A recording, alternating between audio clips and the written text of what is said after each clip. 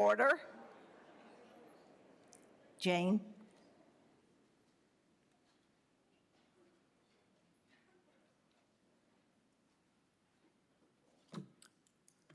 Goodwill. Goodwill and the World Cup. Soccer happens to be my favorite sport, probably not yours, I know that. Maybe you never watched one of the games in the past 6 weeks, but let me tell you, goodwill reigned all over.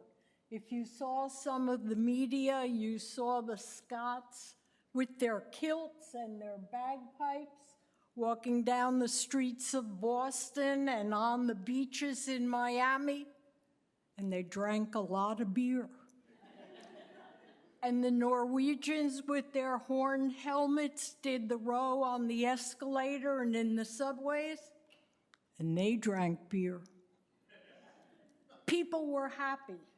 They loved our fast food places. They loved the never-ending soda machine and ranch dressing. A lot of goodwill, a lot of money spent left here in America. But you can generate goodwill right here in Cedarfield. Get out of that easy chair, volunteer, serve on a committee, buy your neighbor a beer. You can do goodwill. Continue to fill out your charity forms for the Cedarfield campaign. Goodwill is a good thing. Amen.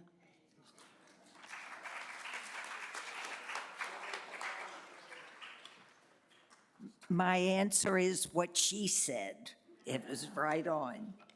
I'd like to call on Elvira to present our scholarship awardees, and we're very fortunate again to have them with us. Thank you.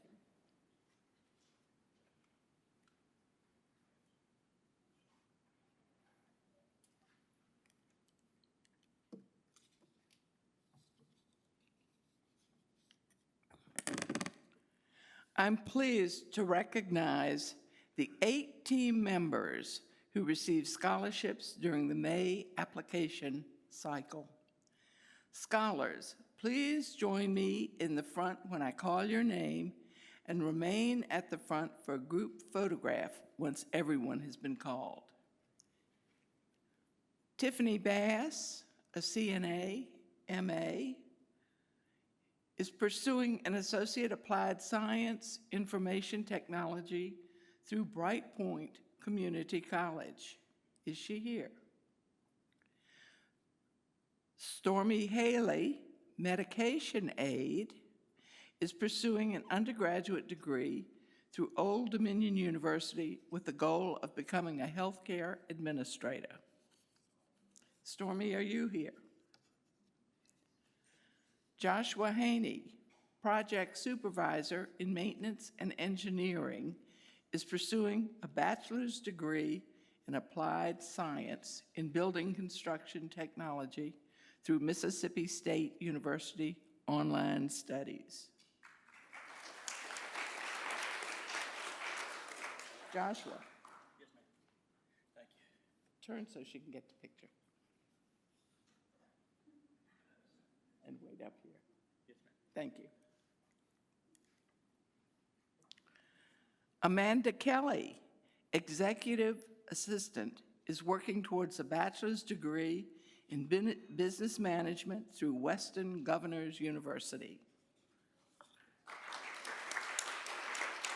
Can we show one? I did the wrong one, sorry.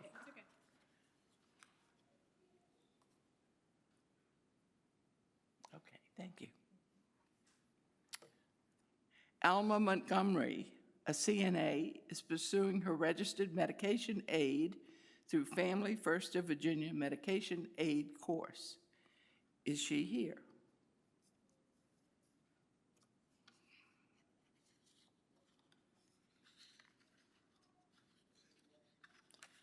Mariah Robinson, clinical CNA, is pursuing training to become a phlebotomist through phlebotomy training specialist. Is Mariah here? Habib Sadat, prep cook, is pursuing a bachelor's degree in nursing.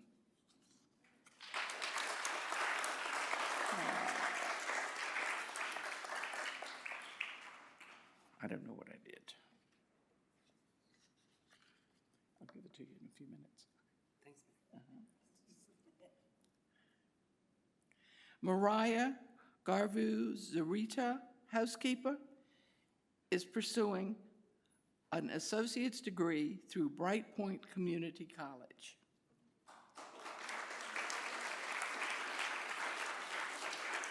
Let me shake your hand. Look at it. They got them. To give you a deeper sense of their ambition and appreciation for this opportunity, allow me to share these excerpts from their applications. I'm honored to be a part of a community that invests in the growth and development of its employees.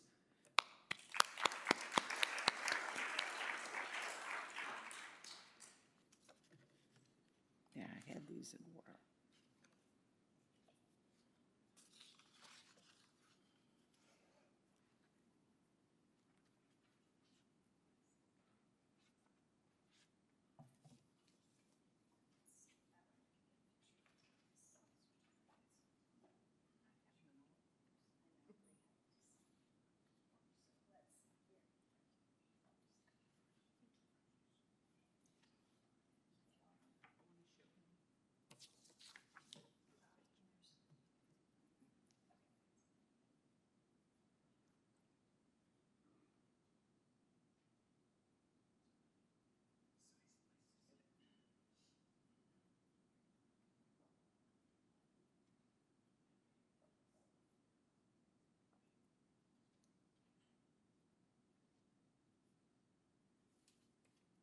Thank you, Carolyn. Wait a minute.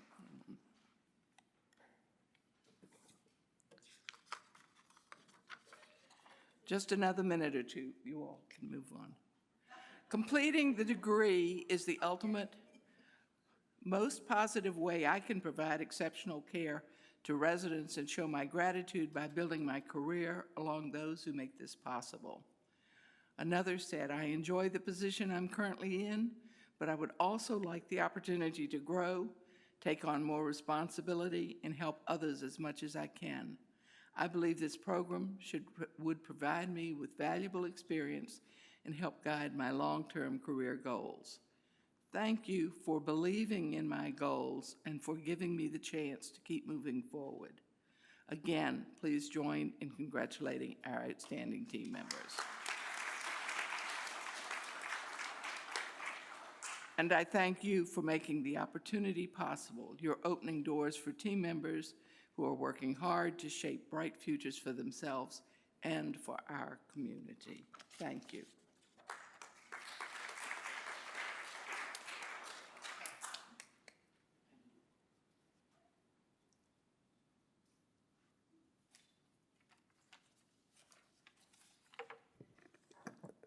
Amy will not be here this afternoon. She's working with some supervisors from the state who are here, but she will give us a full update at the town hall meeting. So we will have all of the reports in just a short time. Nancy?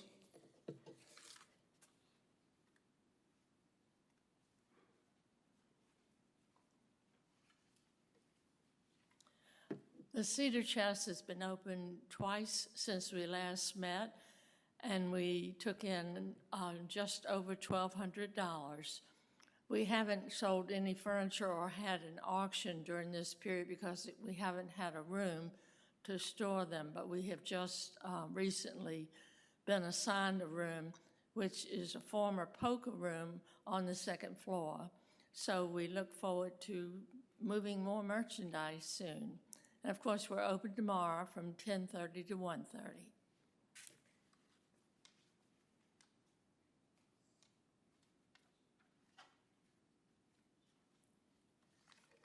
Always good news. For my remarks today, I would like to just thank all of you for participating in all that Cedarfield has been going on lately. The election, the philanthropic goals, and all that's happening.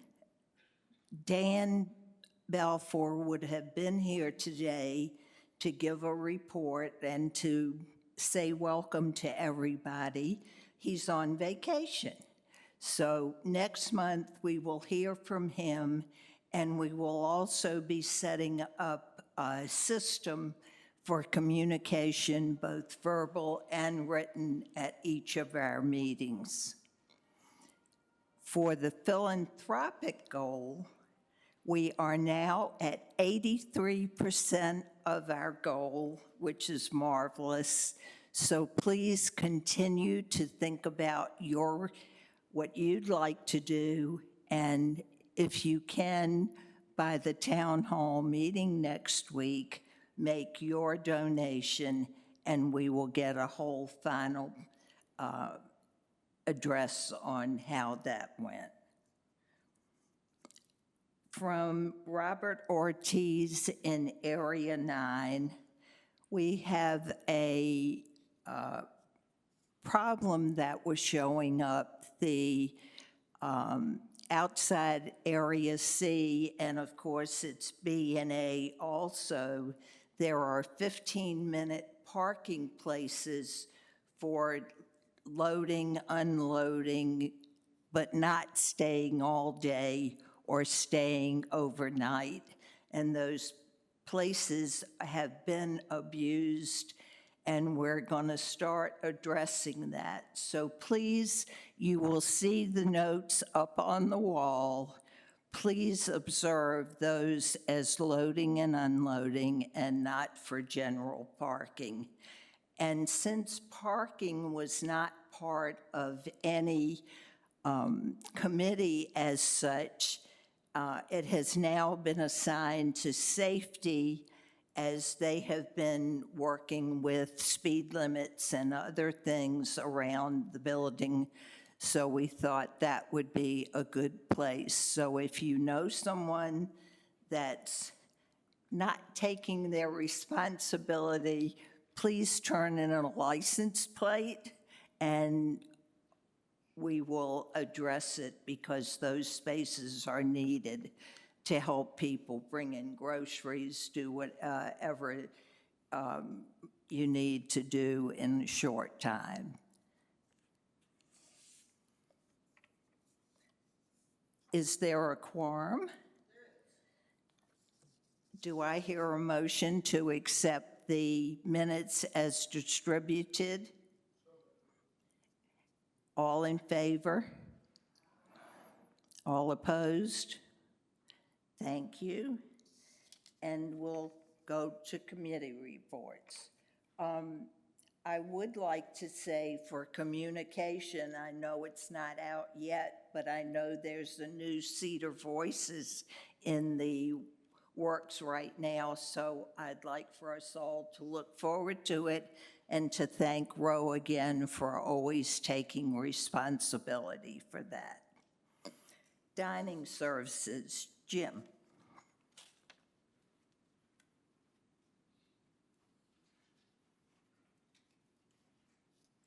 Thank you, Helen. Good afternoon. For dining, before I get to essentially our last committee meeting and give you a summary of that, bear with me while I state the purpose of the dining committee. And prior to that, the reason I think it might be helpful is that I received lots of contacts, memos, calls, etc., about food, not to the person's pleasure, generally speaking. Dining committee's purpose is, and I quote, The dining committee is to provide oversight and advice to the professional dining management appointed by Cedar Field's governing body. That oversight and advice will support the establishment and maintenance of a highly qualified personnel staff which operates in an environment where its facilities and equipment will enable the creation and delivery of a high quality of dining to the residents in a consistent manner. The quality of the dining experience is expected to be predicated upon the professional staffing of its kitchens and the elevated training level of its wait staff. The reason that I really wanted to do that is because when I finish my comments about the observations and items, areas, as I report to you of our last committee meeting, it occurred to me that we don't talk about food. We talk about all the ancillary services and issues that are necessary for us to have a good dining experience. So with that, let me highlight our committee considerations. Amy gave us a report on capital projects, and essentially it was an explanation that the projects underway are being implemented, so to speak, over the next 3 years. So parts fall in this fiscal year, others fall in the subsequent 2 years. The reason that I think Amy probably put up with my consistent request regarding the lounge, which all of us, in response to a survey, requested now almost 2 years ago. And I keep asking, where is it? Is it just a mythical idea? And I think she got tired of me asking that. So she disclosed that it would be included in the fiscal year beginning 2027. So I will no longer bother her. In the minutes, of which I believe you have access to a copy, essentially it lays out when floors will be addressed so that you will have an idea of when that will be completed and will be enhanced, let's put it that way. The pond, and the reason that that's there is essentially the clubhouse is a facility from which dining likes to have events take place, private parties take place, and food appreciated in a different, more open surrounding. And one of the key things that we became, as a committee, primarily interested in was the ability to, when we, let's say, walk out onto the decks behind the facility, that it's attractive and we want to be there. And it's not what we view today in the sense of having a periphery to the pond where we have trees and trash and sticks and everything, essentially before we can even see the pond and appreciate it. And I know Frank is very involved in making sure that it gets cleaned up, and it's exciting to know and recognize that there is a project underway. It will include a fountain and hopefully a periphery, which we will be excited to see when we either come in or leave the grounds. Dining services, I hope everybody has noticed tablecloths, and maybe it give us a little more upscale concept of our dining surroundings. And as you probably observed, or will observe, with the dining services group will alternate colors as seasons and different programs and events take place. Relative to destination dining, the resident response and comments pages and cards have been greatly appreciated. And please keep the cards and letters coming, because we then know where you are, what you like, what you might like improved. As you know, and as we've stated before, we hope to tweak the menus as we go along and introduce some new destinations. Several of you submitted at our request and encouragement to have different destinations, and several of us also submitted full menus with alternatives for appetizers, entrees, desserts, etc. And I just want to express the appreciation to those who did that, because it has something, a good base from which to work and develop alternative destinations. Takeout, as you, I hope, realize that we have gone green under the Aussie program, and I just want to thank the area reps. I've already thanked dining and all associated there, and I believe that Helen's going to say that there's going to be a request for feedback from area reps on the 13th, so that we know where we stand and where we're going, and hopefully not to your intrusion or demands beyond needed. But we need to all pat ourselves on the back from the standpoint of we converted and did not violate the container issue, which the state mandated that we change from the styrofoam stuff. There were several comments, questions about cyclosporiasis, that green lettuce issue. We checked with dining, with our dietitian, with kitchen, etc., and I can assure you that each of the sectors have food-borne illness behind their thinking. And knock on wood, so far we have not had an issue, to my knowledge. Relative to staffing, both our service team as well as the culinary group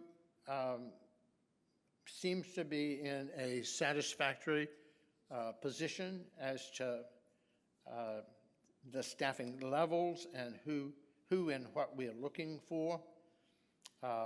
So I would say that we can not only appreciate where we are, but the fact that they will be there to serve us in the ensuing months with seasonal offerings and new events, as I'm told.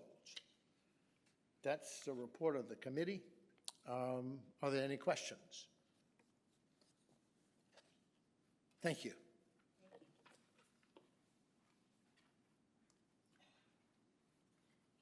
To the area reps, if you will check with the people in your area and ask for feedback, so if we have anything that we can do to help on the 13th, we will be able to report it to dining. Frank?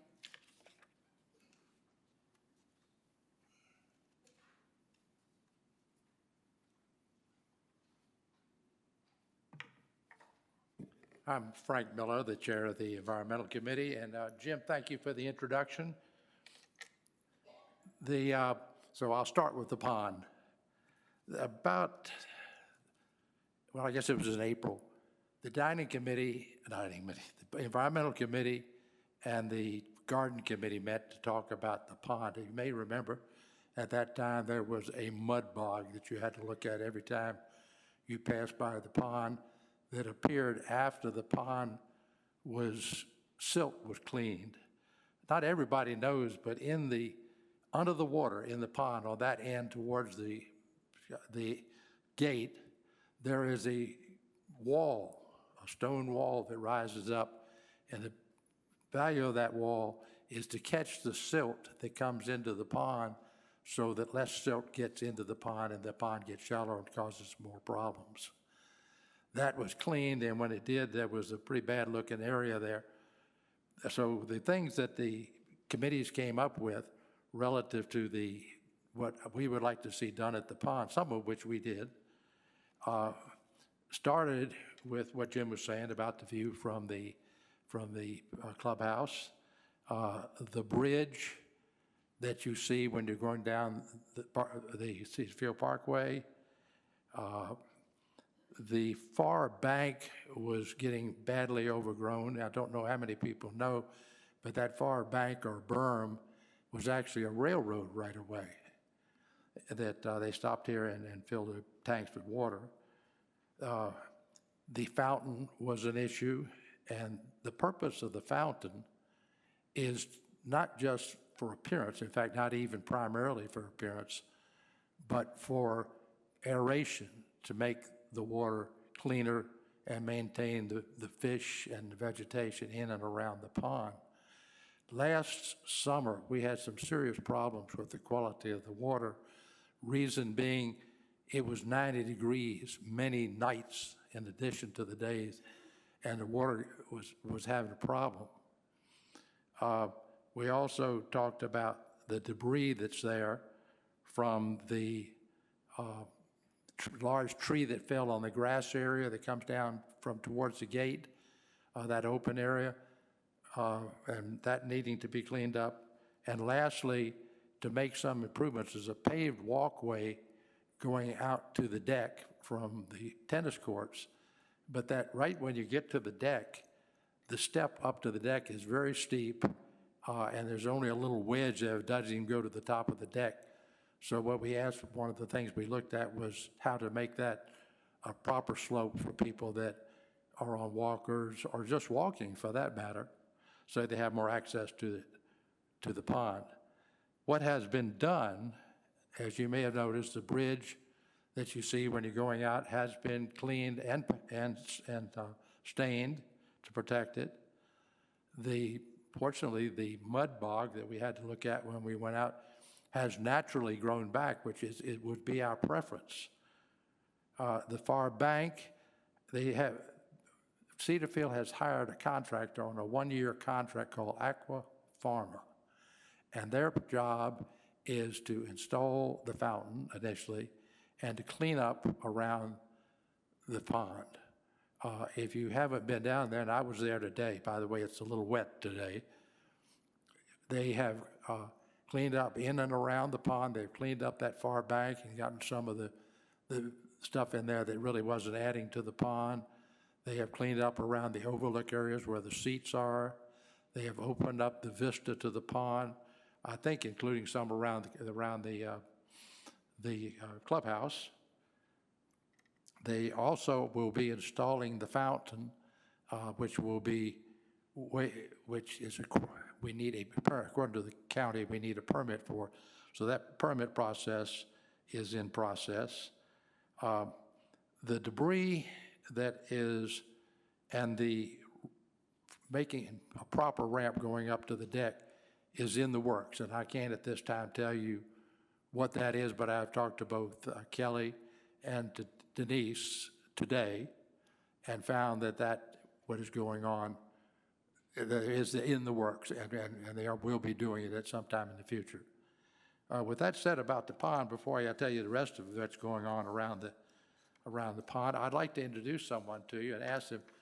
I had no idea how much is going on in our nature areas until I got an email from Alan Belden, who was, and I want to get this right, a field botanist for the Department of Conservation and Forestation.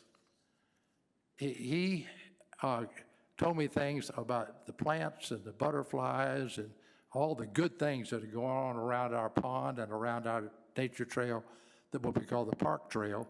And I asked Alan if he wouldn't just come today for a few minutes and share some of that with you.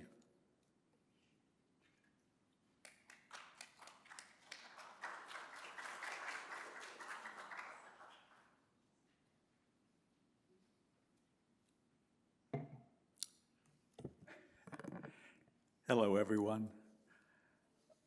My name's Alan Belden. I've been here at Cedar Field slightly over 2 months, so I'm a real newbie. For 19 years, I worked as a field botanist with the Virginia Department of Conservation and Recreation's Division of Natural Heritage. So my skill set includes the identification of Virginia's native plants, the evaluation of natural areas, wetland delineation, and also the identification of invasive species. I'm also knowledgeable about butterflies. I can identify the butterflies of Virginia, and I know about their habitats and their host plants. So I want to tell you how impressed I am with the vegetation growing along the pond, particularly along the southern and western edges of the pond. These wetlands are almost all native species, and in my opinion, they support an excellent diversity of plants, which in turn provide nectar for butterflies and other pollinators, and food and shelter for birds, fish, turtles, frogs, toads, and other wildlife species. So a neighbor of mine here at Cedar Field gave me a copy of this booklet, Native Plants for Virginia's Capital Region, which has been endorsed by the Keep Henrico Beautiful campaign. And at least 40 of the plants that are mentioned in this pond grow naturally, and mentioned in this book, grow naturally around the pond. So that's pretty impressive stuff, I think. It's also a great place for butterflies. I've seen both Virginia's largest butterfly, the eastern tiger swallowtail, and Virginia's smallest butterfly, the least skipper, around the pond. In short, I believe the pond is a great natural area that we're lucky to have here at Cedar Field, and I hope it will continue to thrive in the future. Thank you.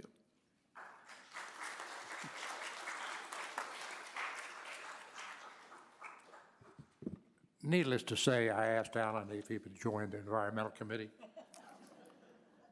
Before we get finished with the pond, just a few other things we did. We did our trail cleanup, and you may have noticed the yellow marking of the roots in the spring. We were involved, members of the Environmental Committee were involved in the, what's the name of the program, the Go Green program? What's that? We have some information on recycling from our second contractor for Tidewater Fibers. There are some changes that are being made in the market. And of course, the market is the key to being able to recycle, that you have markets for what you recycle. So we've asked them, and sometime within the next couple of months, they're going to come here and we will have a presentation on what those changes are and what effects it might have, both positive and negative, for our recycling program. And I think that is it for the Recycling Committee. Is there any questions I can answer? Thank you.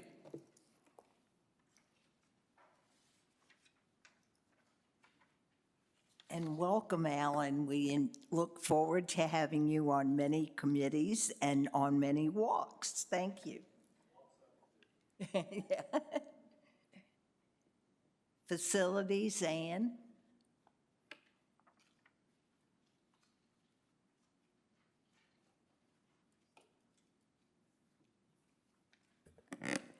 Last month, I talked about the entrances to A, B, and C wings and said if you or your guest needs entry, all they have to do is push some numbers, and unfortunately, I gave you the wrong numbers. I gave you an extra digit. You push pound S1R1. So it's 3 digits, just like all the apartments in independent living. So I hope that straightens up that information. And once you push that number, you will not hear the phone ring, you will not hear anybody say anything. It's perfectly silent, and then all of a sudden, the door just magically opens, and in you go. Pool temperatures have been a problem. The great news is there was a part on order, and it took 7 weeks to get here. Then a contractor came yesterday and was to finish his work today. So by tomorrow, pool temperatures should be where they should be. I did call Denise about 12:30 just to say, is the contractor here today like he's supposed to be? I didn't hear back before this meeting, but I'm assuming he was coming back today. New staff hires, we have hired 2 new people. One is Les Hoffman. He is the HVAC or air conditioning heating specialist. The other one is Noah Grow, our electricity. And as he said this morning about the 2 elevators that were taken out of service last night in the storm, he said, I love summer storms except when they get too close. But the 2 elevators were taken out by the storm last night, and before 10 o'clock this morning, they were back in service. That concludes my report. Any questions? Thank you. Wait for the microphone. In the middle.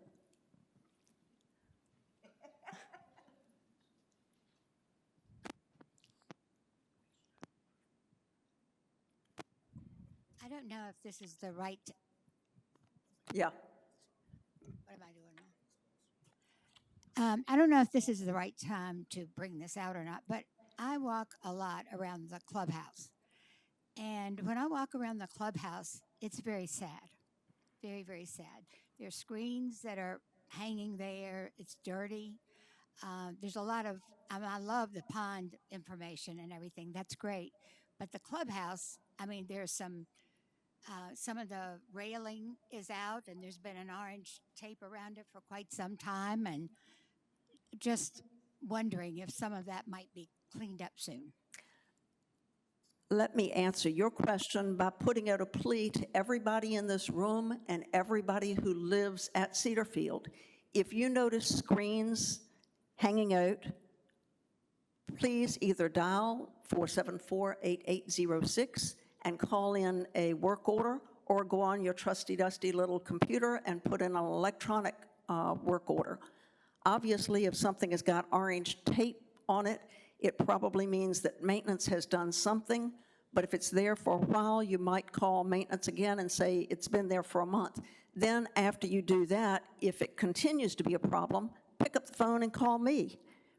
I am rarely at the clubhouse. I walk past it, but I'm going between the clubhouse and Warren Hopkins property and just keep on going. I don't usually go into the clubhouse. So each one of us has pathways around the campus. We see different things. We notice different things. It is up to all of us to call them in. That somebody said to me this week, well, I would think that maintenance would take care of it. They are, even though they're almost at full staffing, they are stretched pretty thin to keep hundreds of thousands of square feet of space up and running in a 30-some-year-old building that has not, through the years, been properly maintained. So if you see something, say something, just like security. Thanks, Ricky, and I will mention it to Denise now that you've mentioned that there's some problems on the outside of it. Other questions? George, right behind you. I go to the pool a lot, and since it was installed that Just same time that everything started breaking down, it's never really worked very successfully. And this might be pool gossip, but what we're told, what we think, is pretty much the same problem occurs constantly with the same part being replaced. And it takes like 7 weeks, 8 weeks usually to get it back.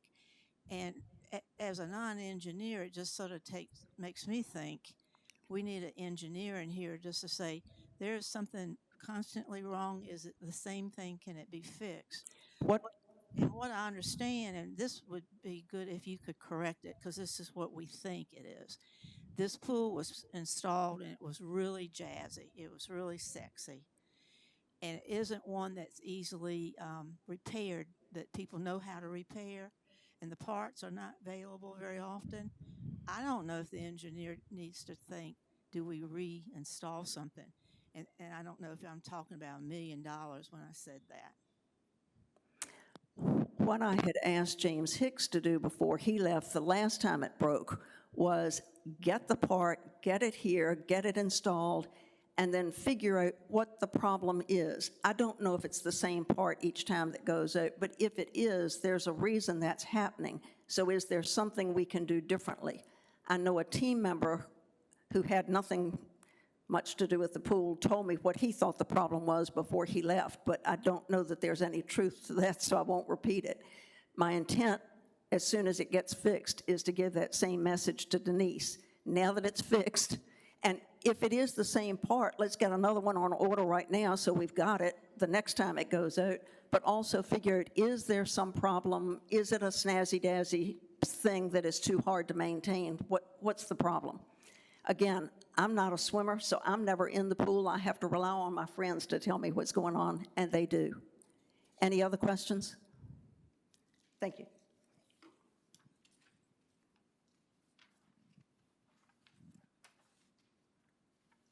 Carol, any report? And Jane, report?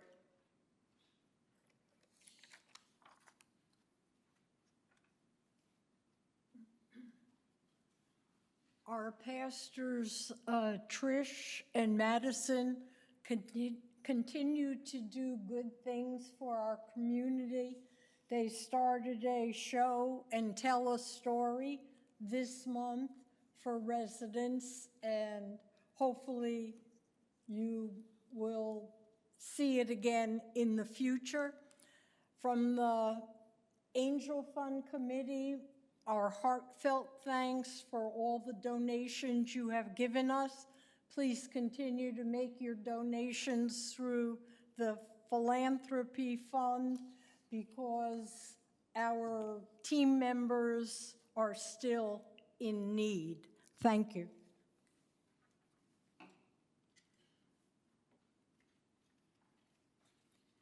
Safety, John?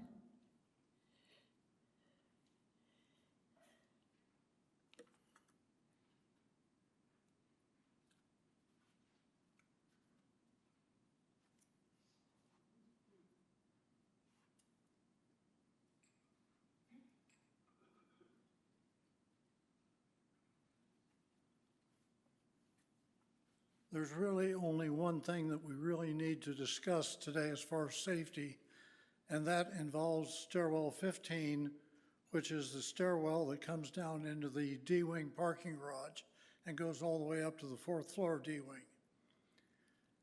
The reason it's an issue, because somewhere along the line, we lost our objectives on that stairwell. When revisions were made to the construction project for D-wing, certain items were deleted. And I sat right in this room and I heard the executive director tell us the biggest one was the generator.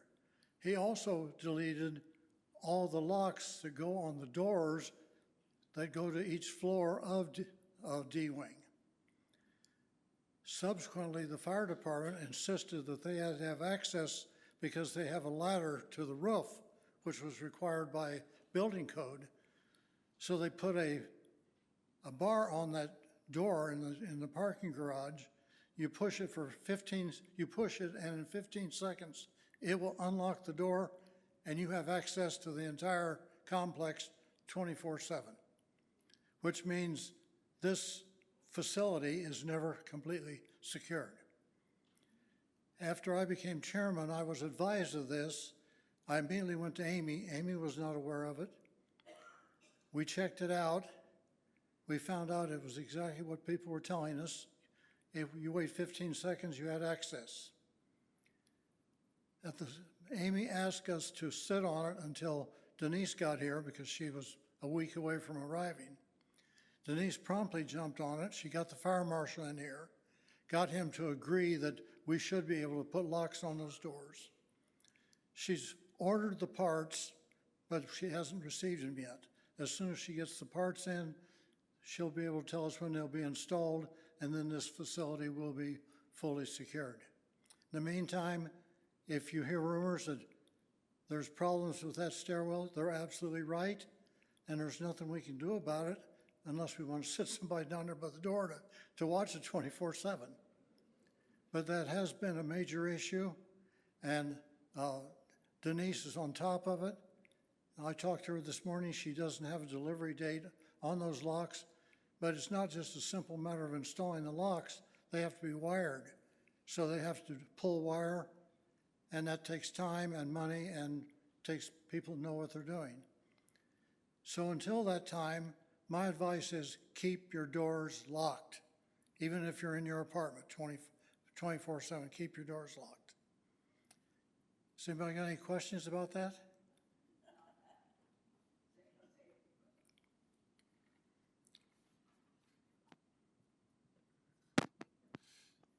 You mentioned D-wing door. There are several other doors in this facility that do not lock or are not locked. So what is being done about securing all those doors after hours or at any time? Because we can walk around this building and come in pretty can't much hear any him. time of the day without having to go through a locked door. I'm sorry, I could not hear what you said. Repeat it if you would, please, Robert. There are many doors in this facility that are not locked. It's just not the D-wing door. You can come in through these side doors here that are not locked. The hub is unlocked. There are through assisted living, that door is not locked. Healthcare is not locked. What is being done to have all these doors secured either at a particular time at night or at any time? I'm going to have to ask the safety committee to do a complete survey of all exterior doors. I've been told that all doors are locked at 9 o'clock at night. I don't know if that's true.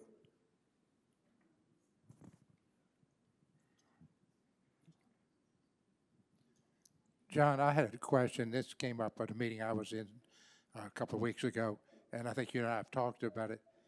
What is Area 5, and I forget what the other areas are on the lane. But what the question was, would there be any possibility of getting crosswalks painted on the area between the garages and A, B, and C wings because of people coming across and going through those porticos to go to dinner or whatever, which a lot of us do, or walking out blind almost through the garages into the street? I think we're going to have to look at that whole situation. We are also talking about, do we need a speed bump out there where the D-wing garage goes out for the same reason? Well, there's a lot of, and I stand on my balcony and watch people. I mean, about 1 out of 3 people do not stop at stop signs on this campus. And I'm not sure what the solution is. We're going to be addressing several alternatives, but I'm not going to discuss those at this time. But we're aware we got several problems like that. We got crosswalks that are ignored, stop signs that are ignored, and there's probably some areas that need to be marked as crosswalks that are not. So we've got our work cut out for us on that.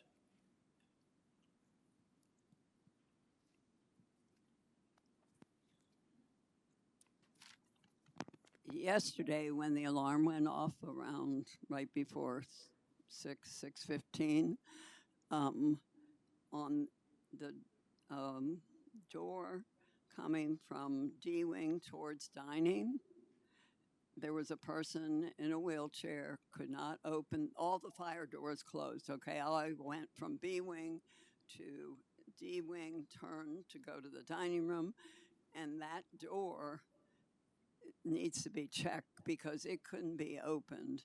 I tried to open it, and now somebody else came after me, and it's the upper part that's sticking. The bottom was clear. And here you have this terrible fire alarm going off, and you can't get through the door. You know, this is the door that goes from D Wing into the history area upstairs on the 4th floor. Are you talking about the sliding doors? The emergency door right after Anita Snyder's apartment. The last emergency door you could not open safely. Yeah, that's a maintenance issue. No, I haven't put it in. No, but the top of it, I don't know if it half catches. Finally, someone else came and just pounded it to death high up, and it did open, but it was really, all the others opened when, you push the one fire door, all the others opened, but that last fire door, before the history room, the pictures and all about the history of Cedarfield. No, not the sliding door. The Okay. glass door was fine.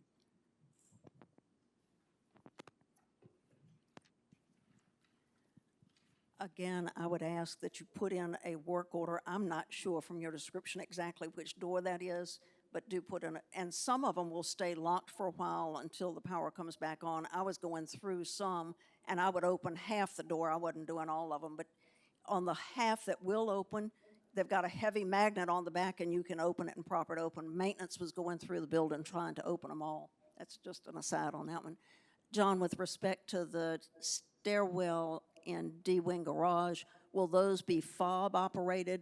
They will be fob operated, and everybody that has a fob will be able to unlock those doors. Thank you. But that will allow the firemen to go up the stairs to that ladder, which goes out onto the roof. Yeah. And I was waiting for somebody to ask, well, how come we don't have those in the other wings? That's because they were built under different building codes, and you didn't have to have that ladder going up to the roof at that time. Right. And just a quick one to Robert. Supposedly, all of the doors that you were mentioning do lock at a certain time at night. So if you find one that does not lock, and I'm not sure whether it's 7 o'clock, 8 o'clock, 9 o'clock, but if you find one that does not lock, do let us know.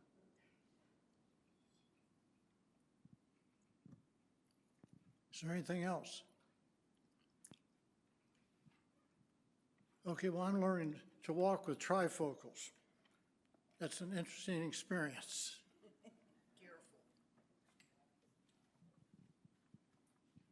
Thank you, John, and thank you for taking on extra things for the committee.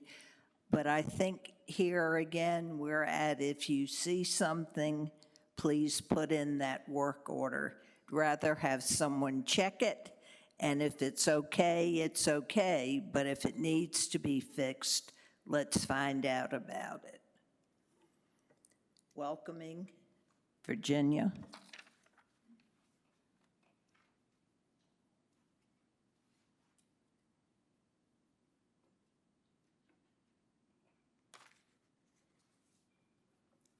Hi, everyone.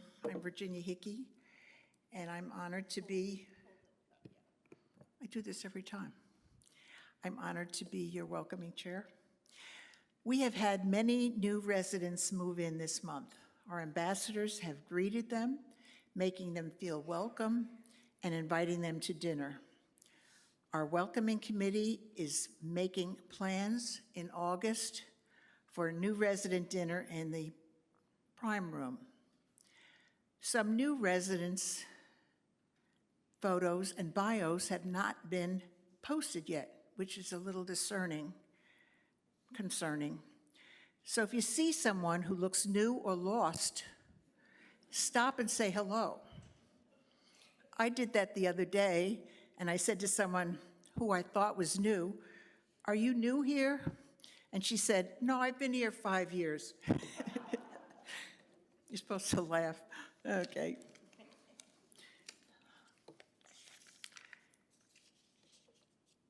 I get a lot of messages on my phone. I don't always recognize the area codes because everybody here seems to have a different one. And sometimes I'm not sure if I should answer or not. But I decided this one time when I didn't recognize who the person was that I would look at it. And the words were, "I'm cooking dumplings tomorrow night. If you're free, come taste them." And I said, "You didn't say your name. I don't recognize your number." The reply was, "I'm Crystal. This is a work phone number." And I said, "Where have I met you?" And she said, "Last month I met you at your 60th birthday party." And then I said, "I haven't been 60 in 25 years."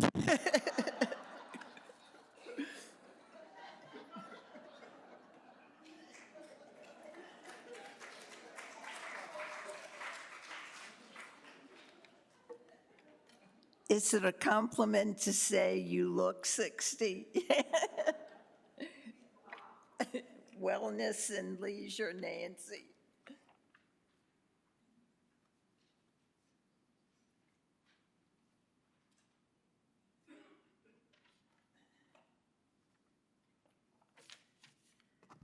Good afternoon. From our last meeting, we are still revising the resident-run club booklet. The final, hopefully final, edits are with Katrin, and I think she said she would have it to me early next week. And I'll do one final edit, and hopefully we will have those ready to be printed and distributed in August. And I'd like to thank everyone on my committee who so diligently reviewed that booklet and sent edits to me. I think this booklet's going to be the best one ever. I wanted to point out that, and I mentioned it last month, that there was a teenager volunteer who was posting schedules for sporting events next to the television in the Atrium Cafe. We talked about it at the meeting, and Amy Chapman actually recommended that we look into starting a sports club, and that this would include people interested in watching sporting events on the Atrium television as a group. And so Katrin is going to follow up on that. I think there's going to be something in the Informer. So anybody who's interested in sports and would like to be part of a club and maybe consider chairing that club, it would be a resident-run club. It's not something that's part of the resident council. It's a resident-run club. But I think it would get people together who are interested in sports, and also it will allow better usage of the Atrium Cafe, because TV in the cafe. Despite that schedule being posted next to the television, I'm not in there a lot, but I think it still stays on tennis most of the time. The rest of my report surrounds things that are going on with the Arts Council. Katrin, Sarah Ferguson, myself, and Donna Koenig, who's the chair of the Arts Council, worked on a document that's called our Shared Values.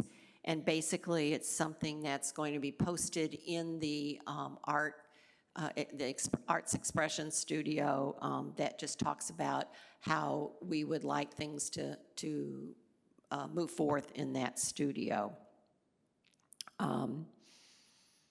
Also, just an aside, the Arts Council is gearing up for their holiday market.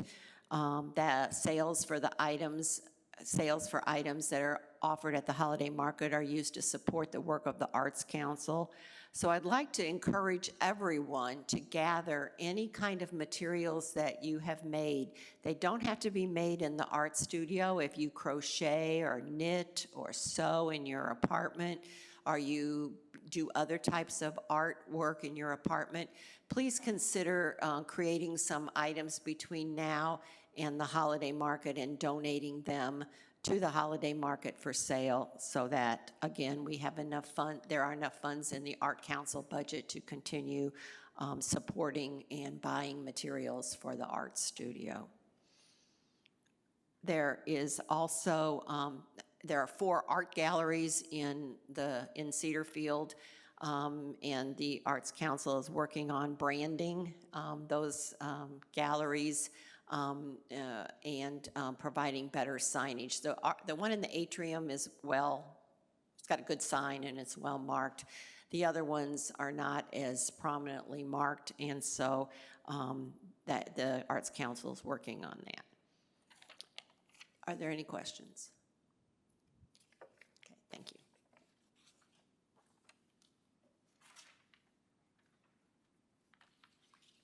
Area Reps, Ted.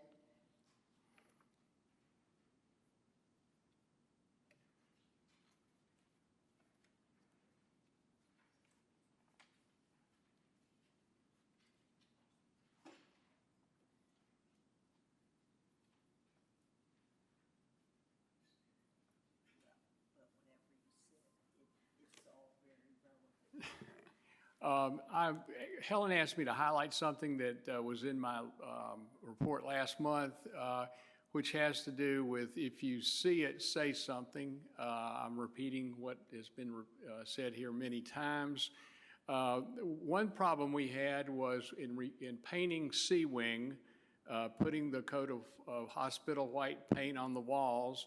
It was supposed to begin the 4th of February, and by March, we had not seen very much work done on it, and it took me 3 or 4 emails to maintenance to get the contractor to come back, and it took him even about a month and a half to do the job that they had done on other wings on the 4th floor, probably in about a month. So just be alert as area representatives if things are going on around you.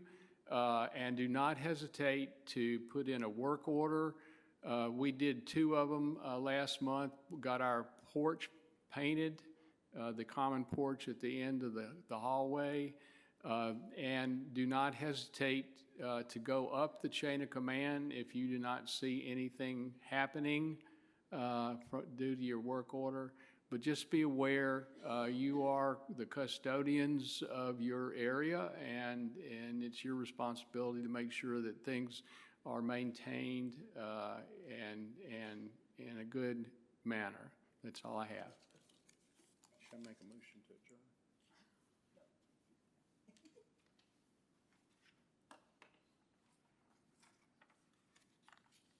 When I asked Ted to give the report today, I had no idea this meeting was going to be so involved with if you see something, do something. So I think you see the needs, and I hope you will all participate. There is no unfinished business. There's no new business. Do I hear a motion to adjourn? All in favor? All opposed? Thank you for your time.